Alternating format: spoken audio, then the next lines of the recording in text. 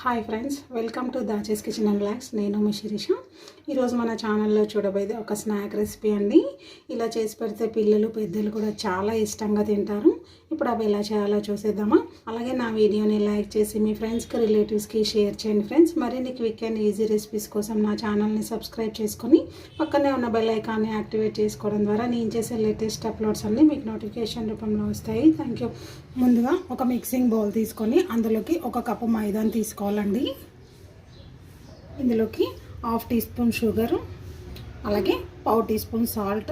మీ దగ్గర sugar powder అయినా తీసుకోవచ్చండి, హాఫ్ టీ స్పూన్ వరకు. అలాగే హాఫ్ టీ స్పూన్ కలాంజీ లేదంటే నల్ల నూనె తీసుకోవచ్చండి. అలాగే 1 టేబుల్ స్పూన్ ఆయిల్ కూడా వేసుకొని చక్కగా కలిపేసుకోవాలండి. ముందుగా ఇవన్నీ మిక్స్ అయ్యేలాగా ఒకసారి చక్కగా కలిపేసుకోవాలండి. ఇవన్నీ చక్కగా కలిపేసుకున్న తర్వాత ఒకసారి చూసుకోవాలండి. ఇలా షేప్ హోల్డ్ అవుతే మనకు ఆయిల్ సరిపోయినట్టు, లేదంటే ఇంకా కొంచెం తీసుకోవాలండి. ఇలా కలుపుకున్న తర్వాత కొన్ని వాటర్ యాడ్ చేసుకుంటూ కొద్దిగా గట్టి డో ప్రిపేర్ చేసుకోవాలండి. మనము ఇలా చక్కగా కలిపేసుకున్న తర్వాత మరొక టీ స్పూన్ ఆయిల్ వేసుకొని మరొకసారి కలుపుకోవాలండి.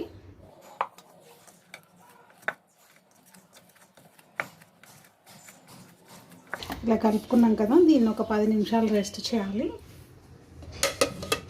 10 నిమిషాలు రెస్ట్ ఇచ్చాం కదండి, మూత తీసుకొని మరొకసారి పిండిని ఒకసారి చేయితో కలిపేసుకోవాలి. ఇలా దీన్ని 4 ఈక్వల్ సైజ్ పార్ట్స్ చేసుకోవాలండి. ఇవన్నీ కూడా ఆరిపోకుండా అదే గిన్నెలోకి వేసుకొని ఒకటి తీసుకొని చేసుకోవాలండి. చపాతీ చేసుకునే పీట మీద కొంచెం పొడిపిండి చల్లేసుకొని దీన్ని కొంచెం చేతులతో ఇలా స్ప్రెడ్ చేసుకోవాలండి. చపాతీ ఏ థిక్నెస్ అయితే చేసుకుంటామో ఆ థిక్నెస్ చేసుకోవాలండి. ఈ సైజ్ చేసుకున్న తర్వాత దీన్ని ఒక ప్లేట్లోకి తీసుకోవాలండి. ప్లేట్లో కొంచెం పొడిపిండి వేసుకోవాలండి, లేదంటే ప్లేట్ కతుక్కుపోతుంది. ఇంకొకటి కూడా ఈ సైజ్ చేసుకున్న తర్వాత దీనిపైన ఆయిల్ని ఇలా అప్లై చేసుకోవాలండి. ఆయిల్ అప్లై చేసుకున్న తర్వాత పొడిపిండిని ఇలా స్ప్రింకిల్ చేసుకోవాలి. ఇది చేసి పెట్టుకున్నాం కదా ఒక చపాతీ, దాన్ని దీనిపైన వేసుకొని మళ్ళీ స్ప్రెడ్ చేసుకోవాలి కొంచెం పల్చగా. ఇలా చేసుకున్న తర్వాత దీన్ని కట్ చేసుకోవాలండి. ఇలా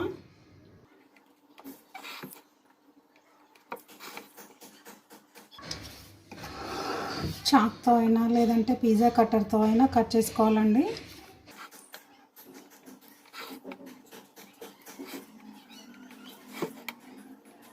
ఇలా చేసుకున్నాం కదండి, వీటన్నింటిని ముందుగా ఒక ప్లేట్లోకి తీసుకోవాలి.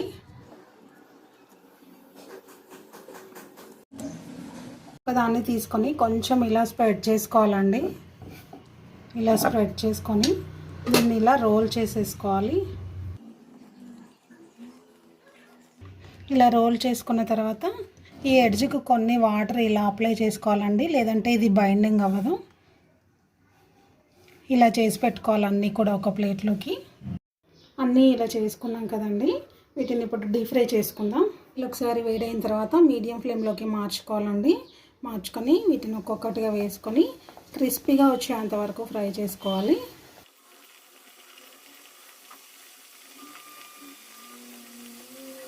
వెంటనే కలపకూడదండి, కొంచెం పచ్చిదనం పోయిన తర్వాత కలుపుకోవాలి. మనము ఒకసారి కలిపేసుకున్నామండి, బేస్ అంతా కూడా చక్కగా సెట్ అయిపోయింది. మనం వెంటనే కలిపితే ఏంటంటే ఇవి విడిపోతాయండి. మంచి బ్రౌన్ రంగు వచ్చేంత వరకు ఫ్రై చేసుకోవాలి. మిగతా పిండిని కూడా ఇలాగే చేసుకోవాలండి. మనకి ఇవి ఒకసారి చేసుకుంటే 1 మంత్ వరకు ఉంటాయండి. మనం మీడియం ఫ్లేమ్లోనే క్రిస్పీగా క్రంచీగా వచ్చేంత వరకు ఫ్రై చేసుకుంటేనే మనకు ఎక్కువ రోజులు స్టోర్ చేసుకోవడానికి ఉంటుంది. రండి, నురగంతా కూడా తగ్గిపోయింది, మంచి బ్రౌన్ రంగు కూడా వచ్చేసాయి. ఇలా నురగంతా తగ్గిపోతే మనకు లోపలి వరకు కూడా ఫ్రై అయినట్టండి, పచ్చిదనం ఏమీ లేకుండా. ఇవి తీసేసుకొని మనము ఒక బౌల్లో పెట్టేసుకుందాం. అన్నీ ఫ్రై అయిన తర్వాత నెక్స్ట్ ప్రాసెస్ చూద్దామండి. అన్నీ ఇలా ఫ్రై చేసి పెట్టుకున్నాం కదండి, అందులోకి మసాలా పొడిని ప్రిపేర్ చేసుకుందాం. మసాలా కోసం ఒక చిన్న బౌల్ తీసుకొని అందులోకి 1 teaspoon tomato powder, 1 teaspoon onion powder, 1 teaspoon వెల్లుల్లి పౌడర్ అండి, garlic powder, 1 teaspoon chaat masala, 1 teaspoon amchur, half teaspoon chilli powder, అలాగే పావు టీ స్పూన్ సాల్ట్. ఆల్రెడీ మనం అందులో వేసుకున్నాం కాబట్టి సాల్ట్ కొంచెం తక్కువగా తీసుకోవాలండి. వీటన్నింటిని కూడా ఒకసారి చక్కగా కలిపేసుకోవాలి. ఇవి టేస్ట్ చాలా బాగుంటాయండి చట్పటగా. మనం ఒకసారి చేసి పెట్టుకొని ఒక డబ్బాలో స్టోర్ చేసుకుంటే మనకు 1 మంత్ వరకు ఉంటాయండి. ఈ పొడిని ఇప్పుడు దానిపైన స్ప్రింకిల్ చేసుకుందాం. పిల్లలు ఏమైనా కారంగా అడిగినప్పుడు ఇలా ట్రై చేయండి. మనం జర్నీ చేసేటప్పుడు కూడా ఇలాంటివి చేసి పెట్టుకుంటే మనకు జర్నీలో అంతా కూడా చాలా టైంపాస్ అవుతుందండి.